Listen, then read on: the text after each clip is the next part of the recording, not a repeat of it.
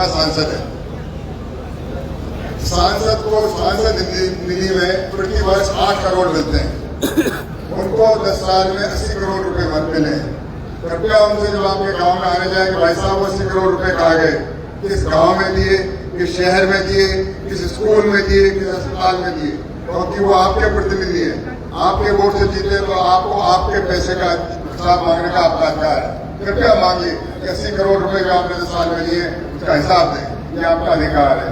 इसी तरह से वो कहते हैं मैं गरीबों का, किसानों का, युवाओं का मसीहा हूं। जब किसानों का आंदोलन चल रहा था हरियाणा के बॉर्डर पे, यूपी के बॉर्डर पे, राजस्थान के बॉर्डर पे, उन्होंने एक भी सवाल लोकसभा में 10 साल में किसानों के लिए पूछा, 1 मिनट के लिए भी पूछा तो मुझे बताना। ये पूछना आपका अधिकार है और जवाब देना उनका दायित्व है। युवाओं की बात करते हो, कभी भी उन्होंने एक भी सवाल 10 साल में 1 मिनट के लिए भी रोजगार के बारे में, युवाओं के भविष्य के बारे में और बेरोजगारी की समस्या के बारे में पूछा? ये आपको पूछना चाहिए, आपका अधिकार है। वो आपके वोट से जीते हैं, उनका यह कुछ भी नहीं है। आपको सीधे समझ के आगे ये आपको पूछना चाहिए। महिला सुरक्षा के बारे में, देश दिल्ली में महिला पहलवान हमारी, आप जान रहे हैं कितनी देर से हड़ताल कर रही थी, आंदोलन कर रही थी। उन्होंने अपनी मेहनत से, परिश्रम से देश का नाम गौरवान्वित किया, अंतर्राष्ट्रीय स्तर पर ओलंपिक्स में मेडल लिए। उन महिला पहलवानों के बारे में सहानुभूति तो दूर, कितने हल्के शब्दों का इन्होंने प्रयोग किया उन बच्चियों के लिए। वो आपकी हमारी बेटी थी, देश की गौरव थी, उनकी सहानुभूति तो दूर, तो हल्के शब्द तो आप इस मंच पे बोल भी नहीं सकते। ये क्या करेंगे, दूसरे की लाज को लाज करना आता है नहीं, लाज रखना आता है नहीं, आपको सावधान रहना है। इसी तरह से चुनाव का मतलब क्या होता है? पार्टियां अपने विचार पे, विचारधारा पे, विकास के नाम पे, भाईचारे के नाम पे राजनीति करते हैं। एक भी बता दीजिए, इनसे खुद से पूछ लेना कि आपकी विचारधारा क्या है। ये पार्टी के कब खुद ही बता दें कि आप किस विचारधारा के प्रतीक है, किस क्या आप चाहते हैं। मुझे पता है जाति के और धर्म के नाम पे गांव में हो, बालपुरा में उन्होंने दंगे कराए। यूट्यूब पे देख लेना इनके भाषण, कहाँ इन्होंने शांति और भाईचारे की बात करी है। ये तो जल्दी आग में घी डालने का काम करते हैं और आपके बात आए शांति से बन के। सावधान रहना। वैसे आप लोग सब जान गए हो, अब तो जाने का उनका समय है ही। उनका जो विदाई समारोह है अच्छा करना, सुंदर करना, वो जहाँ भी जाए आपको याद रखें, ऐसी मेरी कामना है। भाइयों, एक भी सवाल 10 साल में उन्होंने लोकसभा में जाके लोकप्रिय सांसद महोदय ने इस क्षेत्र की सड़कों के बारे में बताया। हमको सड़क चाहिए, गाँव को एक भी सवाल 1 मिनट के लिए साल में बोला।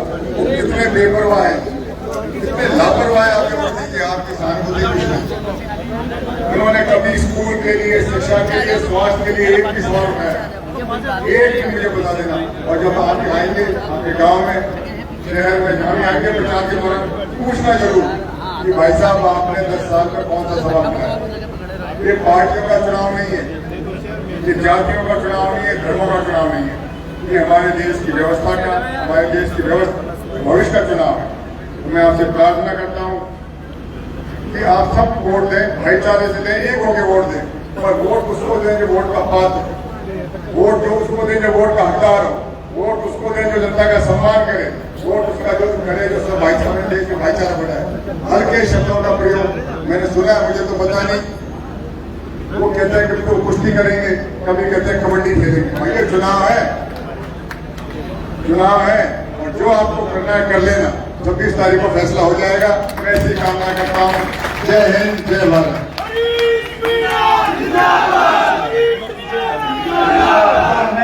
बहुत देर से इंतजार है, 4 घंटे से इसका इंतजार है, आपके और हमारे सम्राट आदरणीय सचिन पायलट साहब को गुजारिश करूंगा कि वो आए।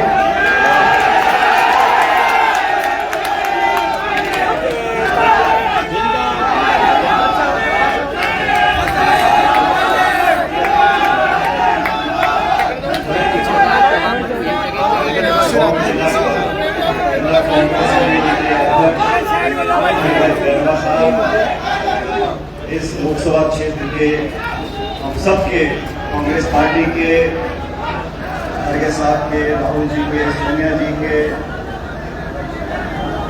लोकसभा के उम्मीदवार और विधायक हरीश मीणा जी, पूर्व मंत्री पूर्व विधायक अशोक गहलोत जी, राकेश मीणा जी, इंदिरा मीणा जी, सुरेश मोदी साहब, पूर्व विधायक दानिश अब्रार जी, पूर्व विधायक प्रशांत बैरवा साहब, जी.आर. खिलाना जी, मुकेश भाकर साहब, नरेंद्र पूनिया जी, डॉक्टर मीणा साहब, राकेश पारिक जी, वेद सोलंकी जी, रामदास चौधरी जी, लक्ष्मण दाता जी, कमल बैरवा जी, पी.आर. रेना साहब, युवराज जी, अनिता जाटव जी, गणेश शर्मा जी, चेयरमैन सलाउद्दीन जी, दिनेश चौरसिया साहब, मंच पर उपस्थित सभी पार्टी के कार्यकर्ता, यूथ कांग्रेस के, सेवा दल के, महिला कांग्रेस के, NSUI के सभी पदाधिकारीगण, सभी पंचायत समिति, जिला परिषद प्रधान, पूर्व प्रधान, आप सब लोग जो इस कार्यक्रम में बहुत देर से बैठे हो, मैं सबसे पहले अपनी तरफ से और आप सबकी तरफ से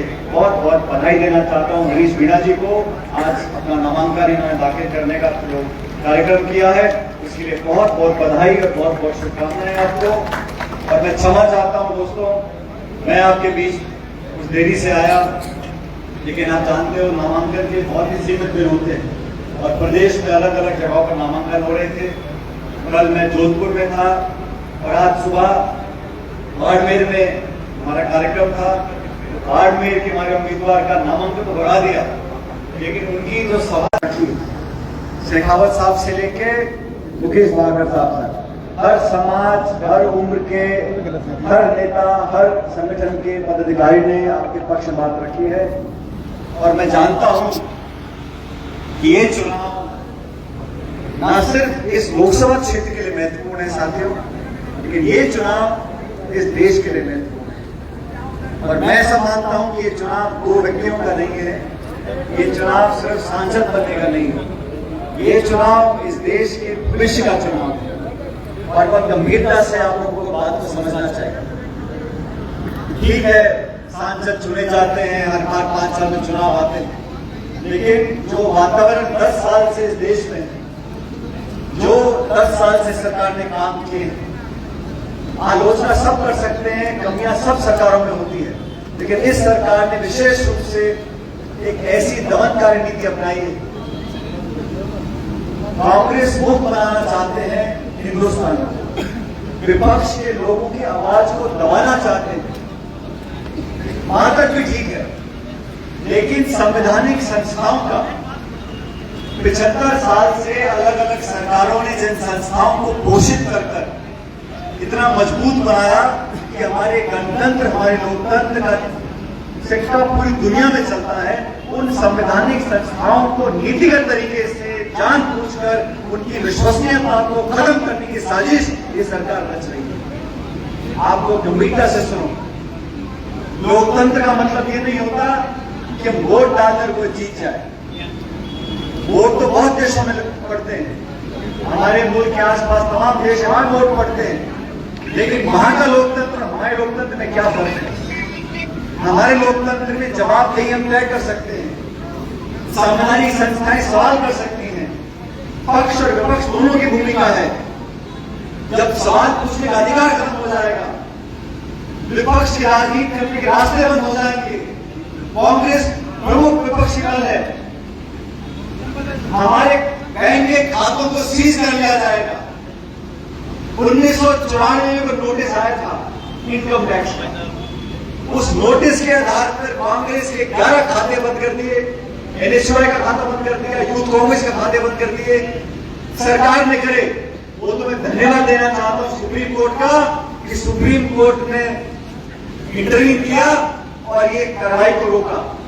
जो खाते बंद करना चाहते हैं, निर्वाचित मुख्यमंत्रियों को जेल में डालना चाहते हैं, मुकदमे करना चाहते हैं, छापे डलवाना चाहते हैं, सरकार की एजेंसी का दुरुपयोग करना चाहते हैं, वो लोग नहीं चाहते इस देश में चर्चा हो। हम चर्चा की चुनौती देते हैं।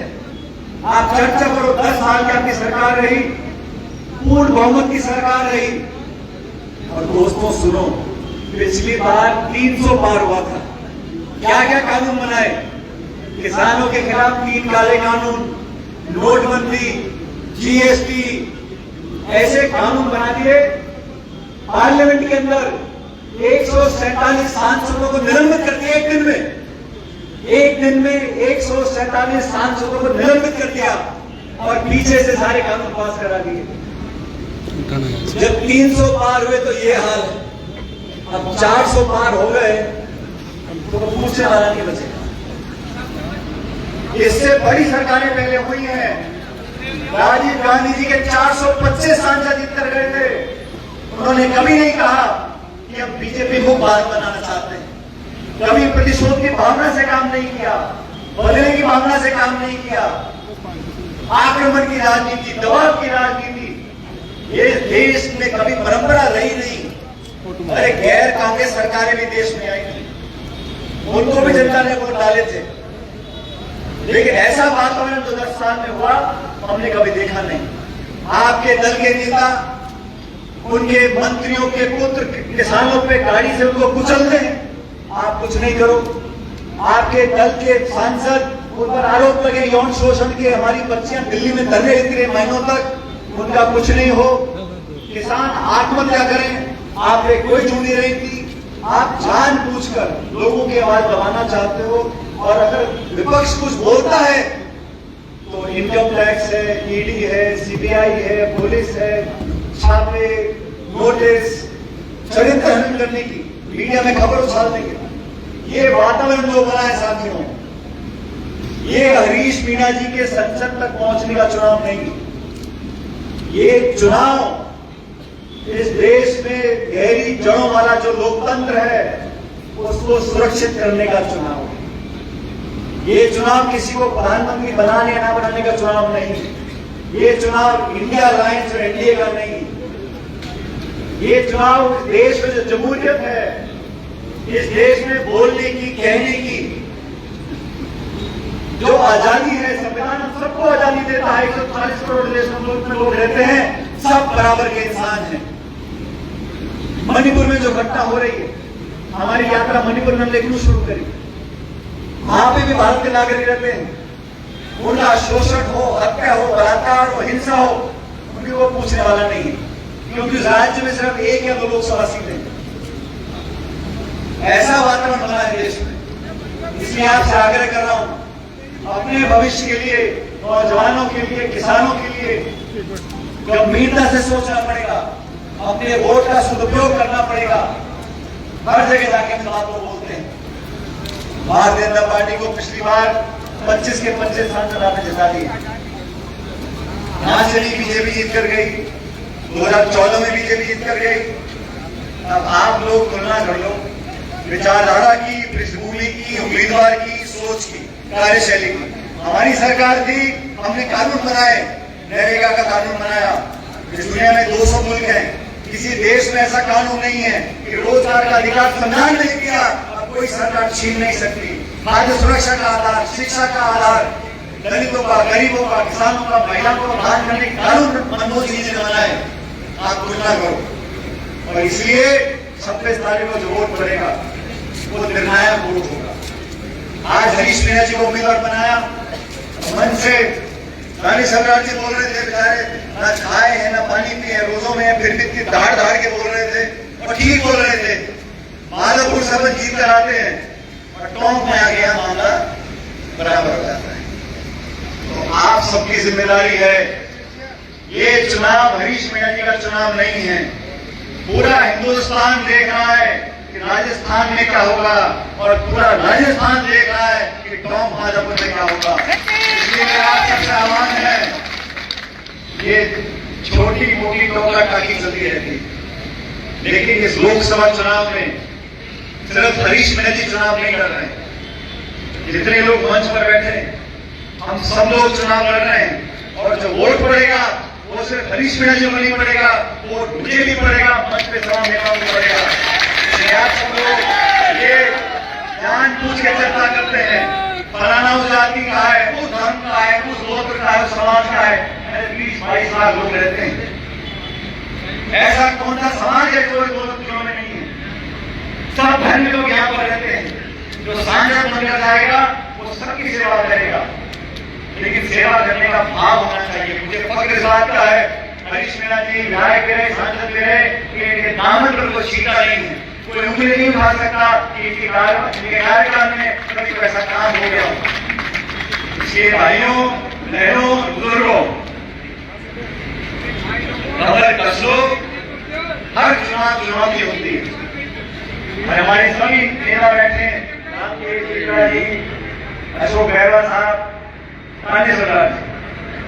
हमारे मेहमान हैं आज पूरे माधोपुर से आए हैं। अब इन्होंने ये खुली चुनौती दी है, देखना पड़ेगा जीतने वाला कौन सा जिला होगा। और देखो गुजरात का है, मरीजी का काम तो मालूम पड़ता है। विधायक हमारे जिले से हैं, सारे समीकरण बिल्कुल फिट बैठे हैं।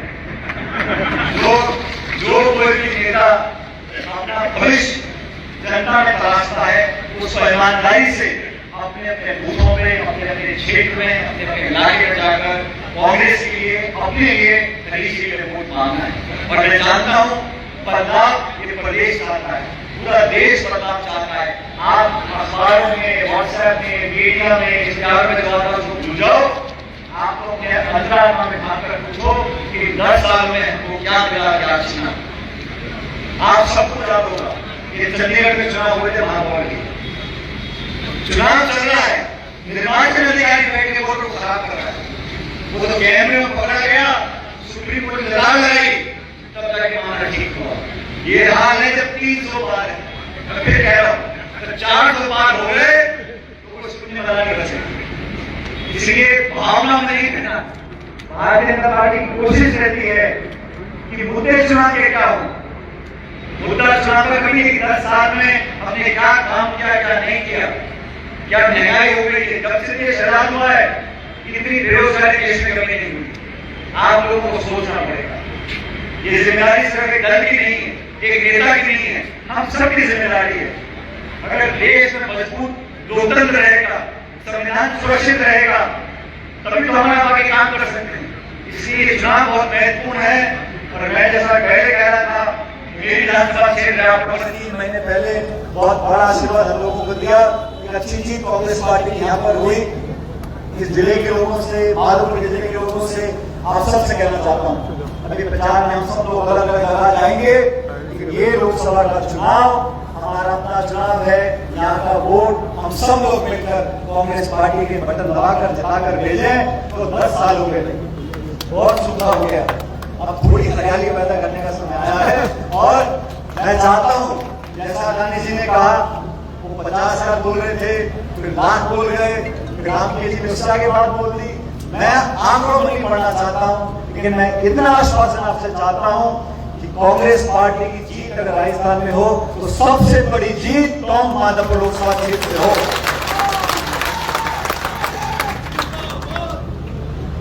नारे लगाने से, झंडे लगाने से, ताली बजाने से कुछ नहीं होगा।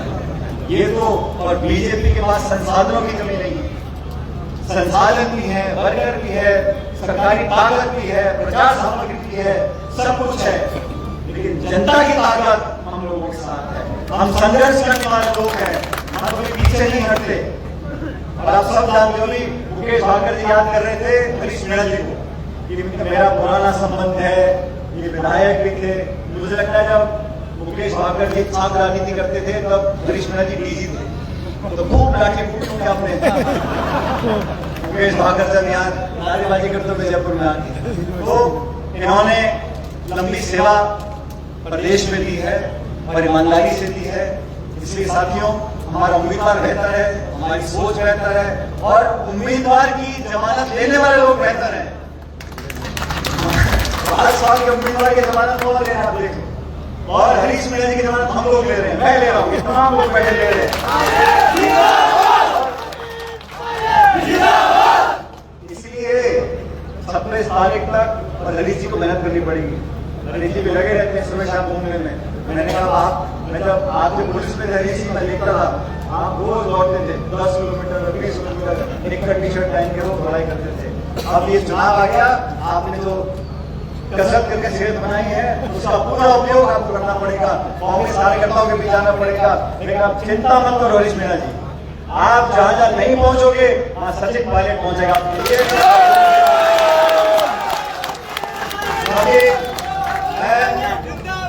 प्रदेश में मैंने बहुत काम किया, लेकिन ये मेरा जिला है, मैं यहाँ से विधायक बनकर गया हूँ। मेरी जिम्मेदारी बनती है कि यहाँ से कांग्रेस पार्टी मोटी बहुमत लेकर, अच्छा बहुमत लेकर जीत कर जाए, क्योंकि जब कुछ काम शुरू करते हैं तो उसको खत्म करके चैन लेते हैं। आप लोग बहुत घंटों से यहाँ बैठे हो, मैं 36 गांव के लोगों से बोलना चाहता हूँ, कृपया करके भारतीय जनता पार्टी की साजिश में नहीं फंसना। कि तेरी जाति मेरी जाति, तेरा समाज मेरा समाज। कृपया करके दो विचारधारा है, एनडीए है, इंडिया अलायंस है, भाजपा है, कांग्रेस है, विकास है, प्रगति है, नौजवान, महिला, बुजुर्ग सबको संभाल के आगे चलने की सोच हमारी पार्टी की है। और हिंदू मुसलमान पे, मंदिर मस्जिद पे, तेरा मेरा कर झगड़ा कर हिंसा आक्रमण की राजनीति भारतीय जनता पार्टी की है। इसलिए आप लोगों से मेरा गठबंधन पुनः निवेदन है कि 26 तारीख को ऐसा परिणाम आए कि मुझे खुशी हो कि मैंने आपसे आज के दिन आपसे वोट मांगा, समर्थन मांगा और आप लोगों ने दोनों हाथों से भारी बहुमत से हरीश मीणा जी को दिल्ली से भेजा है। धन्यवाद दी दुगनी ताकत से टॉम और माधोपुर की सेवा करेंगे, मैं जानता हूँ, मेरा पूरा विश्वास है। इसलिए आप लोगों को पुनः धन्यवाद करता हूँ। हरीश जी और टाइट करना, ठीक है। हरीश जी को जिताना है।